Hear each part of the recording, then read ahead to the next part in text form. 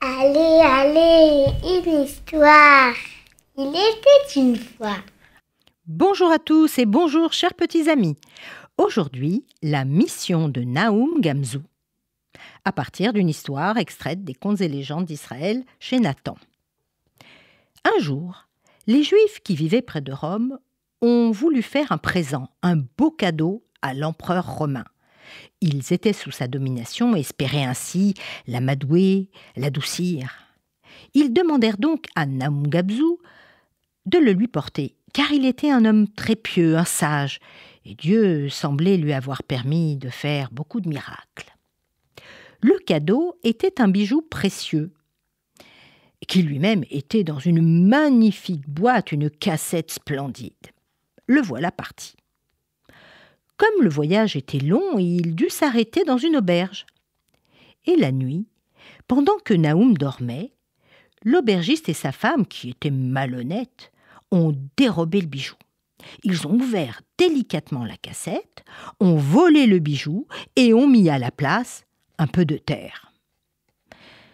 Dès son réveil, Nahum s'aperçut du vol, mais malgré sa contrariété, il dit « Gamzu letova », ce qui signifie « cela est aussi pour le bien », comme il avait toujours l'habitude de le dire. Il continua quand même son chemin vers Rome, animé par sa foi, se mettant toujours sous la protection de Dieu. Arrivé devant l'empereur, il était un peu ému, mais il donna la belle boîte sans trembler. « Voici, grand empereur de Rome, et voici la lettre de la communauté juive qui vous prie d'accepter ce bijou.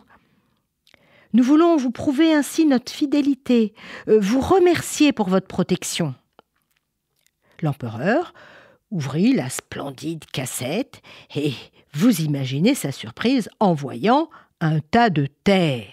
Il rentra dans une colère noire. « Mais où est le bijou? Où est mon cadeau? Mais qu'est-ce que c'est que ça? Vous vous moquez de moi? Comment? La communauté a voulu m'humilier? Eh bien, je vais les massacrer, et vous en premier !» N'importe qui aurait tremblé de peur devant la colère de l'empereur, car il était réputé pour sa dureté. Mais Nahum n'oublia pas, même pendant sa situation si inquiétante, sa devise « Cela est aussi pour le bien ». Gamzu letova. Eh bien, écoutez.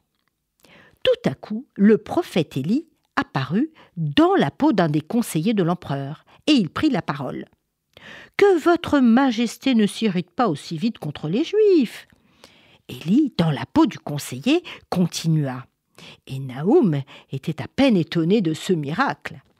« Tout d'abord, majesté, il faut examiner cette terre. Qui nous dit qu'elle n'a pas des qualités secrètes, hein, vraiment?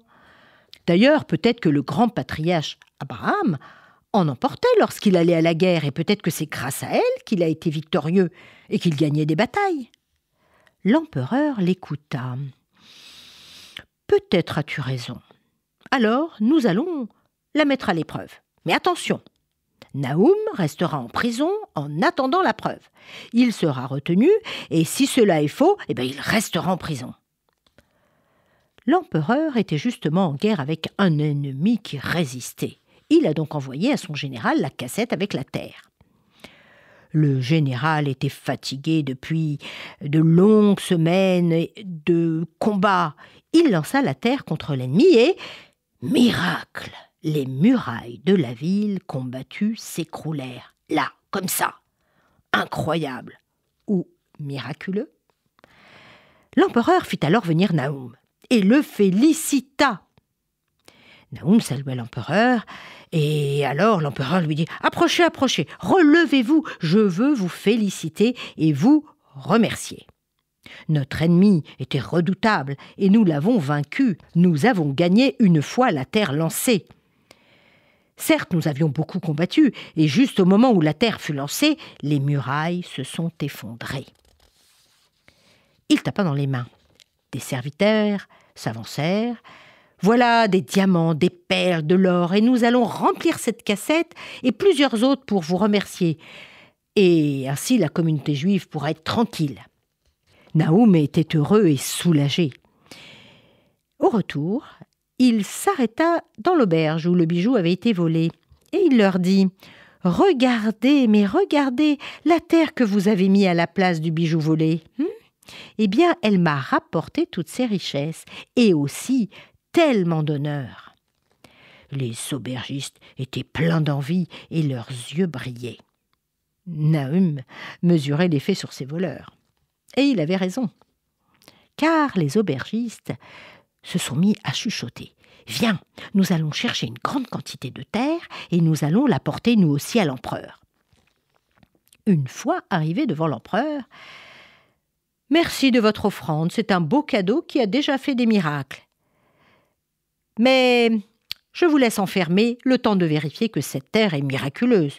Vous verrez, c'est la même terre qui vous a permis de gagner la dernière fois et la terre que vous a donnée Naoum. » Un mois plus tard, l'empereur les fit venir et rentra dans une colère noire.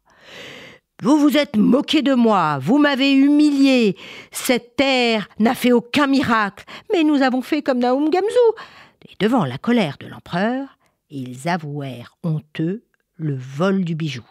Eh bien, ils restèrent en prison un bon moment.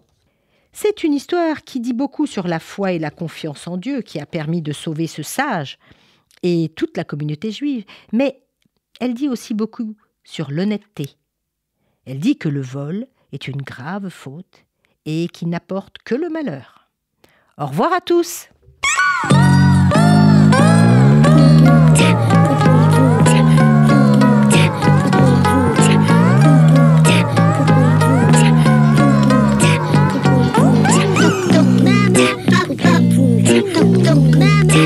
Boom.